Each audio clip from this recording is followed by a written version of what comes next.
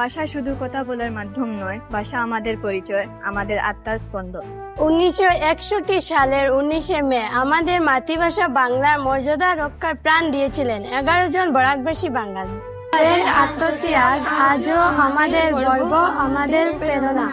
বরাক উপত্যকার আকাশে সেদিন উঠেছিল প্রতিবাদের ঝড়।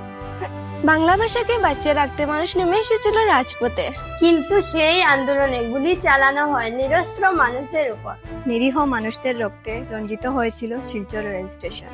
আমরা ভুলিনি, ভুলবো না। কমলা ভট্টাচার্য, শচীন্দ্র পাল, চণ্ডীচরণ সূত্রধর আরো বহু ভাষা সৈনিক, তাদের আত্মত্যাগের প্রতি জানাই গভীর শ্রদ্ধা। মাতৃভাষা আমাদের আবেগ, মাতৃভাষা আমাদের অস্তিত্ব।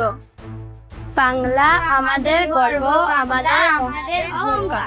19 মে ভাষা শহীদ দিবসে সকল ভাষা শহীদদের প্রতি রইল আমাদের বিনম্র শ্রদ্ধাঞ্জলি। ধন্যবাদ।